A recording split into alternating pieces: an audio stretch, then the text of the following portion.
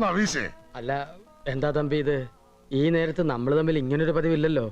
ഇന്നെന്ത് പറ്റി? പ്രതീക്ഷിക്കാത്തത് പലതും സംഭവിക്കുമ്പോ പദവും തെറ്റുമല്ലോ. അതിനിപ്പോ എന്താ സംഭവിച്ചത് തനിക്കല്ലല്ലോ, എനിക്കല്ലേ. ഞാൻ വാങ്ങാൻ ആഗ്രഹിച്ചിരുന്ന ബീച്ച് ഹൗസ് താൻ തട്ടിയെടുത്തില്ലേ? എന്തിനാ ഈ കളി? എനിക്കൊന്നും മനസ്സിലാകുന്നില്ല. മനസ്സിലാക്കാനൊന്നുമില്ല. ഈ കൂട്ടുകെട്ട് ഇത്രയും മതി. എന്റെ ബുദ്ധിയും കഴിവും കൊണ്ട് ഞാൻ ഉണ്ടാക്കുന്ന പണം പങ്കുവയ്ക്കാൻ ഒരു പാർട്ണർ എനിക്കെന്തിനാ?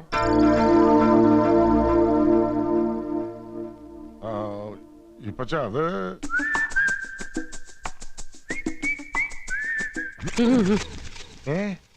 എന്താ മൂട്ട കടിക്കുന്നുണ്ടോ? ഏയ് ഒന്നുമില്ല. താൻ അറിയാതെ പലതും നടക്കുന്നുണ്ട്. കാര്യമാക്കണ്ട.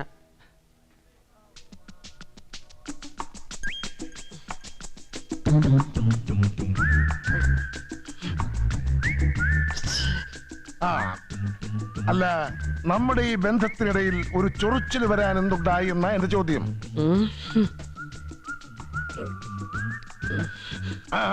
കണ്ടോ കണ്ടോ, ഉത്തരം മുട്ടുമ്പം വെറുതെ ഇരുന്ന് ഞെളിവിരി കൊള്ളുന്നു.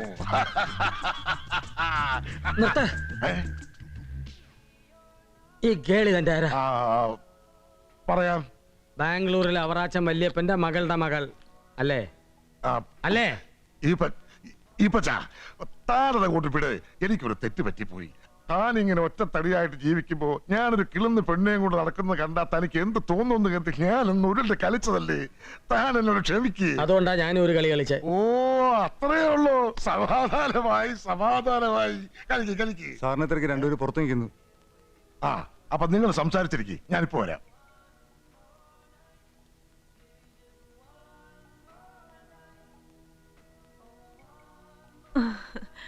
നിങ്ങൾ തമ്മിൽ എന്ത് പ്രശ്നമുണ്ടെങ്കിലും ഞാൻ ഈപ്പച്ചന്റെ കൂടാ. അതെന്താ? ഈപ്പച്ചായും ബീച്ച് ഹൗസ് വാങ്ങിയത് എന്തിനാണെന്ന് എനിക്കറിയാം. എന്നോടുള്ള ഇഷ്ടം കൊണ്ടല്ലേ? ആണോ? ഇനി നിനക്ക് ഞാൻ അതിന്റെ മുമ്പിലുള്ള കടലും കൂടി വാങ്ങിച്ചു തരും. അതെന്തിനാ? കടലി കായങ്ങലൊക്കെ. സമയം മെനക്കെടുത്താമെന്ന് കേറിക്കൊള്ളും കുറെ മാരണങ്ങൾ. തന്നെയല്ലോ വേറെ ചില അലവലാദികൾ. എനിക്ക് അല്പം ധൃതിയുണ്ട്. പോയിട്ട് പ്രത്യേകിച്ച് പണിയൊന്നുമില്ല. അവിടെ ഇരിക്കണോ? ഒന്ന് തലയ്ക്ക് പിടിച്ച് വരുന്നതല്ലേ ഉള്ളൂ. തലയ്ക്കല്ലല്ലോ പിടിക്കുന്നേ.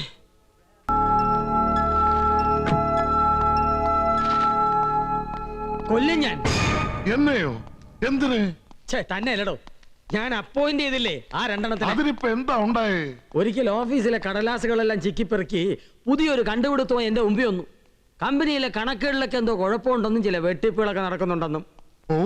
ഇപ്പത്തെ പുതിയൊരു നമ്പറുമായിട്ട് ഇറങ്ങിയിരിക്കണു. നമ്മുടെ കമ്പനിയിൽ ഡ്യൂപ്ലിക്കേഷൻ നടക്കുന്നുണ്ടെന്ന്. ഡ്യൂപ്ലിക്കേഷനോ? നമ്മുടെ കമ്പനിയിലോ? അതെ.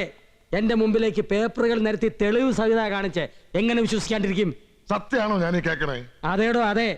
ഇതെങ്ങാനും ബോംബെയിലെ ഡീലേഴ്സ് അറിഞ്ഞോളുള്ള സ്ഥിതി ഒന്ന് ആലോചിച്ച് നോക്കിയേ. നമ്മൾ രണ്ടും അകത്താ. ജാമ്യം പോലും കിട്ടുകയല്ല. ഇപ്പച്ചോ, ഒരുപക്ഷെ ആ പിള്ളേർ തന്നെ ആയിരിക്കുമോ ഈ ഡ്യൂപ്ലിക്കേഷൻ പരിപാടിയൊക്കെ നടത്തുന്നേ? ആർക്കറിയാം. ഏതായാലും ഇത് ഇപ്പൊ തന്നെ ഇവന്മാരിത് പലരോടും പറഞ്ഞു കാണും. നാട് മുഴുവനും അറിയും. അതിനുമുമ്പ് ഇതെങ്ങനെയും കെട്ടിത്താത്തണം. കെട്ടിത്താത്തതൊന്നും മണ്ടത്തരമാ. ഈ കണക്കെഴുതിയ പേപ്പറൊക്കെ വെള്ളത്തിൽ കെട്ടിത്താത്തിയ പൊങ്ങി വരലിൽ നാരെറിഞ്ഞു.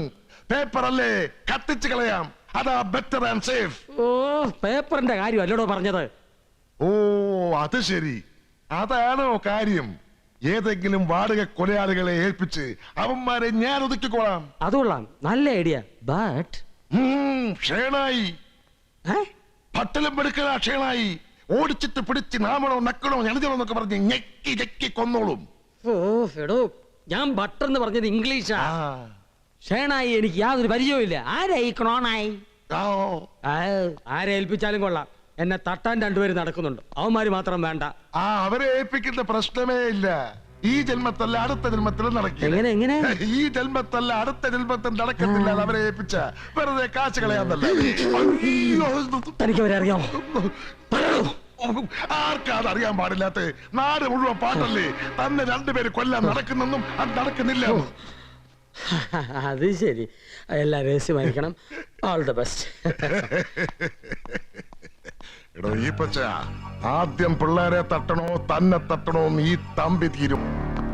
കേട്ടല്ലോ, ആദ്യം ആ പിള്ളേരെ വിളിച്ചു കയറ്റി കമ്പനി മൊത്തം കുളവാക്കി. ബീച്ച് ഹൗസിന്റെ കയ്യിൽ നിന്ന് പോയപ്പോ എന്റെ കേളി എന്ന് വിട്ടുപോയി. ഇപ്പോ വർഷങ്ങളായിട്ട് ഞാൻ കാണിക്കുന്ന ഡ്യൂപ്ലിക്കേഷൻ പരിപാടിയും അച്ചട്ട് കണ്ടുപിടിച്ചു.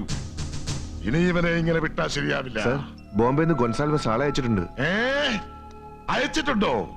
ലോകമൊട്ടാകെ കൊല ചെയ്തിട്ടുള്ള ഗ്രൂപ്പാ. പണം കുറച്ച് ചിലവാകുന്നേ ഉള്ളൂ. എന്നാലും വേണ്ടില്ല. കൂട്ടത്തിൽ കെങ്കേവനായിട്ട് ഒരാളുണ്ടെന്ന് ഗോൺസാലോസിനോട് പറഞ്ഞിട്ടുണ്ട്. അതെ സർ, ആ വലിയ മനുഷ്യൻ തന്നെ വരുന്നേ, മിസ്റ്റർ നട്വർലാൽ. ആ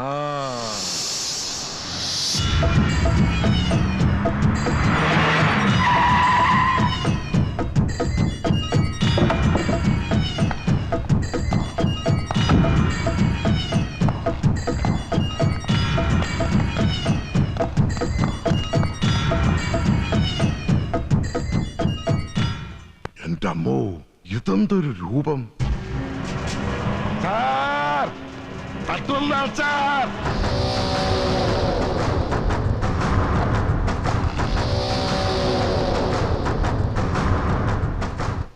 ഗോൺസാൽവസ് ആളെ അയക്കാന്ന് പറഞ്ഞപ്പോ ഞാൻ ഇത്രയ്ക്ക് പ്രതീക്ഷിച്ചില്ല. अच्छा അല്ല, ഈ രൂപവും ഭാവവും കാണുമ്പോ തന്നെ ആളിന്റെ പാതി ജീവനങ്ങ് പോവും. ज्यादा संसार मेंढा समझे. मारने से मुझे सुख मिलते हैं. കൊല്ലൽ കൂടി എനിക്ക് സുഖം കിട്ടും. സുഖം പകരൂ, പകർന്നു തരൂ. കൊല്ലേണ്ടവനെ കുറിച്ച് പറയൂ. കോൻ ഹേ സാല? ആളൊരു പാവാന്ന് പെരീപ്പച്ചൻ. പാവങ്ങളെ ഞാൻ കൊല്ലാറില്ല. ബുദ്ധിയും ശക്തിയുള്ളവരായിരിക്കണം എന്റെ ഇരകൾ. ഏയ്, അങ്ങനെ പാവൊന്നുമല്ല. ആള് വിഷമാ, വിഷം. ഞാനും വിഷമാ. मैं विषु हूं. मुझे कोला करने के बाद कुटबोध नहीं होगा. അയ്യോ നട്ടോളാല്, ഉള്ള ഹിന്ദി മലയാളത്തിൽ പറഞ്ഞാ മതി, എനിക്ക് മനസ്സിലാവും. ജി ഹാ. ബോംബെയിൽ ഞാൻ ബോംബെറിൽ വന്നു.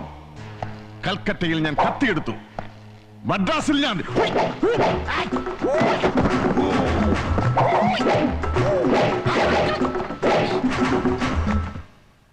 മാന്തി കൊന്നു കാണിക്കുന്നത്. ഓഹോ, ദിൽത്തെ ഹോ മാന്താനായി. മതി, അത്രയും മതി. അവന്റെ ദിൽത്തേലേക്ക് അങ്ങോട്ട് അള്ളി പിടിച്ച് അതൊക്കെ മാന്തി കീറി പൊളിച്ചാ മതി. ക്യാ ബോൾത്താ ഹൈ തും? ഇത് കേരളമാ. മാന്തലും കീറലും ബോംബും കത്തി എല്ലാം കൂടെ ഫിക്സ് ചെയ്ത് മിക്സ് ചെയ്ത് അവന്റെ നേരെ അപ്ലൈ ചെയ്തര്. ഉപദേശം വേണ്ട. എങ്ങനെ കൊല്ലണമെന്ന് എനിക്കറിയാം. പിന്നെ ഒരു കാര്യം, കൊല നടന്നു കഴിഞ്ഞാൽ അപ്പത്തന്നെ എനിക്ക് കാശ് കിട്ടണം. ഒരു മാതിരി ഞഞ്ഞാവിഞ്ഞ കടത്തിന്റെ പരിപാടി എനിക്കില്ല. സംശയ ഓ, പണം ഒരു പ്രശ്നമേ അല്ല. അത് എപ്പോഴേ റെഡി. ആകെ പോലെ എപ്പോഴാ കൊല്ലേണ്ടത്? നാളെ ഈപ്പച്ചന്റെ പിറന്നാളാ. അച്ഛാ. ബീച്ച് ഹൗസ് വെച്ച ആഘോഷങ്ങളൊക്കെ ആരും അറിയാതെ അവിടെ വന്ന് കാര്യം സാധിച്ചു തരണം. अच्छा, बीच हाउस में कल शाम को 6 बजे की बात जन्मदिन पार्टी.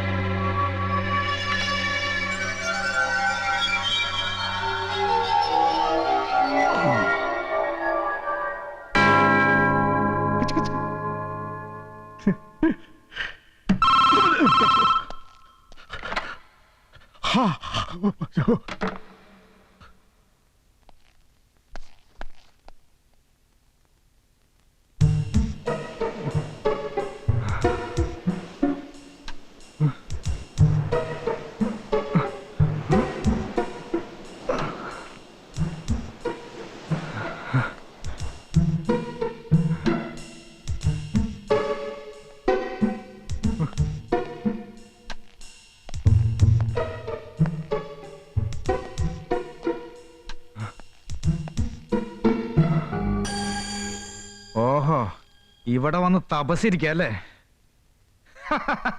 സ്റ്റൈലായിട്ടുണ്ട്. ഒരു തൊപ്പിയും കൂടി വെച്ചാ പാടത്ത് നോക്കൂത്തിയായിട്ട് ഇരുത്താം. താൻ എന്തോടെ കരുതിയേ? കയ്യിൽ കുറെ പണവും ബംഗ്ലാവും കാറും സൂട്ടും കോട്ടും ഒക്കെ മദ്യപിച്ച് നടന്നാ എന്നെ പോലുള്ള പാവങ്ങൾ ഓച്ചാനിച്ചിരിക്കുന്നോ? നോ സോറി, ഞാനും കുറച്ചു നാള് തന്റെ മുന്നിൽ ഓച്ചാനിച്ചു നിന്നു. ഗതികേട് കൊണ്ട് കാലി പിടിച്ചു. എന്നിട്ട് താൻ എനിക്ക് ജോലി തന്നോ? Stone heart, stone heart. ഇപ്പൊ ഞാൻ എന്തിനാ വന്നെന്നറിയോ? തന്നെ കൊല്ലാൻ. എന്താടോ തന്റെ നാവിറങ്ങിപ്പോയോ? താൻ എന്തൊന്നും മിണ്ടാത്ത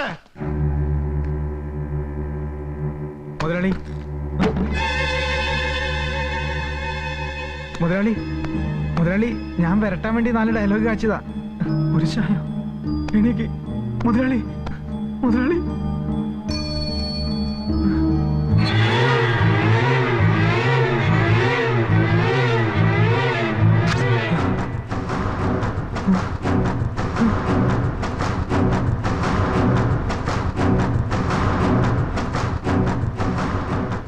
കർത്താവേ, ഈ മനുഷ്യൻ മരിച്ചിരിക്കുകയാണല്ലോ. കർത്താവേ.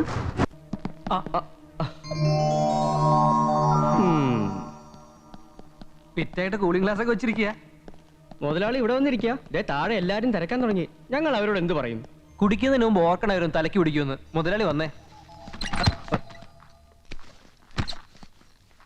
എന്താ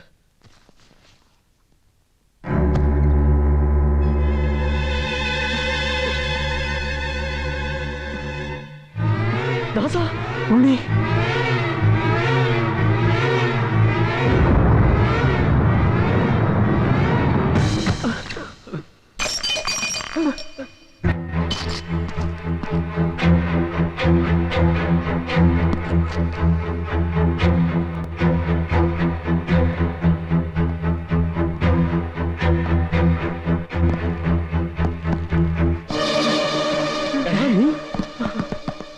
ചതിച്ചോടാ. പറഞ്ഞ പോലെ തന്നെ ചെയ്തു അല്ലേ? എന്തിനായി കടുങ്ക ചെയ്ത്? നിനക്ക് പ്രാന്താണോ? എടാ ഞാനല്ല ഇങ്ങനെ കൊന്നത്. സത്യം, എന്നെ വിശ്വസിക്കും. പിന്നെ ശ്രിഞ്ചോ എന്നെ ഒറ്റപ്പെടുത്തിയിട്ട് നിങ്ങൾ രണ്ടുപേരും ഇങ്ങനെ കൂടെ സുഖിച്ച് നടക്കണപ്പോ എനിക്ക് സഹിച്ചില്ല. മുഖത്ത് നോക്കി 2 വർത്താനം പറഞ്ഞു ഒന്ന് വരട്ടാൻ വേണ്ടി മാത്രം ഞാൻ ഇങ്ങോട്ട് വന്നത്, മറ്റൊന്നിനല്ല. ഇവിടെ വന്നപ്പോ ഇത് വെച്ച് മുതലാളി ആരോ കൊന്നിരിക്കുന്ന കണ്ടത്. ഞാനത് ഊരിയെടുത്തത്. ഒരാളെ കൊല്ലാനുള്ള ധൈര്യം എനിക്കിട്ടെന്ന് നിങ്ങൾക്ക് തോന്നുന്നുണ്ടോ? നീ പറയുന്നൊക്കെ ശരിയായിരിക്കാം. പക്ഷെ താഴെ ഇന്നോണ്ട് നീ വിളിച്ചു കൂവിയതൊക്കെ എല്ലാരും കേട്ടതല്ലേ? ഉണ്ണി, നമുക്കിത് പോലീസിൽ അറിയിക്കാം. നടന്നതെല്ലാം ചെന്ന് തുറന്നു പറയാം. കൊന്നതാരാണെന്ന് അവര് തെളിയിക്കട്ടെ. വേണ്ട, പോലീസിൽ അറിയിച്ച ആദ്യം അകത്താവുന്ന ഇവനായിരിക്കും. പിന്നെ നമ്മളും.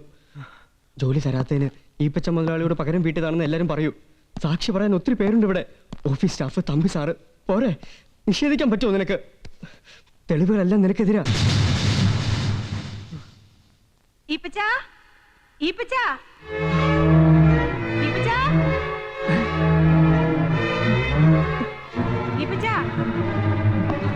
അമ്മച്ചിയാ, ഇവിടെ അകത്തേക്ക് വെക്കോ. ചെല്ലേ. കാല് നിലത്തുറക്കാൻ ഞാൻ ഇങ്ങോട്ട് പോന്നു ഞാൻ അറിഞ്ഞു. അല്ല അമ്മച്ചി, ഇന്നത്തെ ദിവസം മുതലാളിയോട് ഒന്നും സംസാരിക്കണ്ട. സന്തോഷം കാരണം അല്പം ഓവറായി പോയി. വിഷമിക്കണ്ട, തീർന്നു. ഇന്നത്തോടെ എല്ലാം തീർന്നു. ഇനി ഒരിക്കലും ഇങ്ങനെ ഉണ്ടാവില്ല, ഉറപ്പാ. സത്യമാണോ മോനി പറയുന്നേ? അവനെല്ലാം സമ്മതിച്ചോ? അത് സമ്മതിച്ചോന്ന്? സമ്മതിച്ചമ്മച്ചി, എല്ലാം സമ്മതിച്ചു. ഇനി മുതൽ ഞങ്ങൾ മുഴുവൻ ശ്രദ്ധയും മുതലാളിയോട് നേർക്കാം. ശ്രദ്ധിച്ചേ പറ്റൂ, ഇല്ലേ ജീവിതം പാഴായി പോകും. അതാ എന്റെ പേടി. അമ്മച്ചി ധൈര്യമായിട്ട് വീട്ടിലേക്ക് വെക്കോ. ഇനി ഞങ്ങൾ വിചാരിക്കാതെ മുതലാളി ഇരുന്നിടത്ത് നനങ്ങില്ല. ചെല്ലേ.